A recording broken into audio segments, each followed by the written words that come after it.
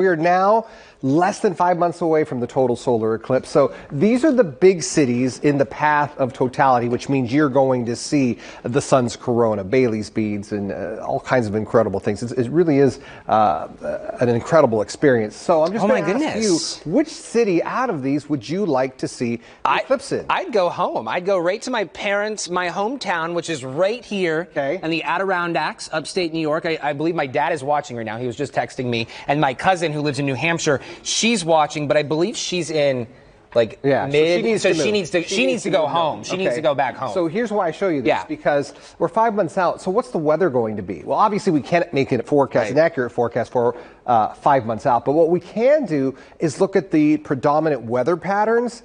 And what I've done here is I've looked at every April 8th for the last 7 years to show you where the best and the worst. Are we in trouble? Let me show you. First of all, let me show you the areas of high pressure. Areas of high pressure, they typically bring clear skies. So these are good, but where are they not? Right. They're not over the eclipse path. Where it's happening. And so what happens is now a vacuum is created. So you have areas of low pressure that can move in and move out. Low pressure brings clouds, brings rain, brings thunderstorms. April is severe weather season. It can bring severe weather. So you have 3 different areas of low pressure that can all affect eclipse viewing. And so first of all, you don't have a high protecting you. You don't have, you have areas of low pressure that can move in. And then you also, for us, you have a subtropical jet stream that can bring in clouds or rain. The polar jet stream is really what aids in severe weather development. So you get one of these lows, like a Colorado low, for example, the polar jet stream will help ventilate that, and all of a sudden you have some incredibly strong storms in part of the eclipse path. Oh, yeah. And so that's a big concern. So what I've done is I've taken, first of all, the average cloud cover for the month of April. This is the entire month, the 1st all the way through the 30th.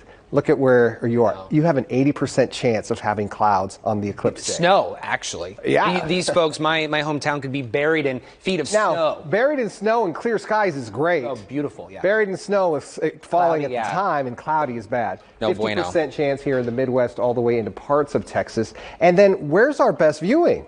It's actually right here in the state. 30% chance of cloud cover for the month of April, really starting in Killeen, Austin, San Antonio, down to Del Rio. 50% chance for Dallas, Tyler, Texarkana, and Waco. So we're right at this dividing line. So we actually have the best chance of seeing a good clear skies when we get to April 8th. Now here's what I want to do. I want to go back to those dates. So first of all, I'm going to start with Killeen here. That's right on the center line. So Killeen's going to have 4 minutes and 16 seconds of totality where you're going to see that total solar eclipse. So the partial eclipse begins at noon.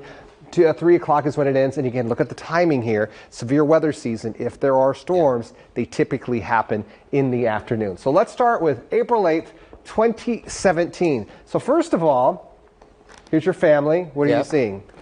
Clouds. You got clouds. The brighter white, by the way, the thicker the clouds. Yeah. And this actually isn't too bad of a forecast for much of the United States. Yeah. Let's go to the Texas now. You do have some clouds here in the northeastern part, but mainly clear. And you can drive around too. If you're Is this like College Station, maybe? Well, College Station's out of the. Where are we at? So College Station's here. Oh yeah. So. But basically, if you're planning on seeing it in San Antonio, you can drive north and get to clear skies. So once you get the forecast, yes, you can move. And so let's go to April 8, 2018. Look at that dividing line. Yeah. Clear as can be, really, from this line off to the west. Thick clouds here. You move off to the northeast. Not a good day for the rest. Where's your family again? That's 2 years in a row with clouds. Yep. Ohio not looking too bad either. But once you get out of sounds like we should have passed out those glasses in this last partial eclipse, if you ask me. April 8th. This is better, though. Total solar eclipse is much better than an annular eclipse. 2019 now. Look at your look how bright these clouds are. You're not seeing anything. You keep moving us to Vermont. How you are over here. I'm like, you're way out here again. They're Canadian.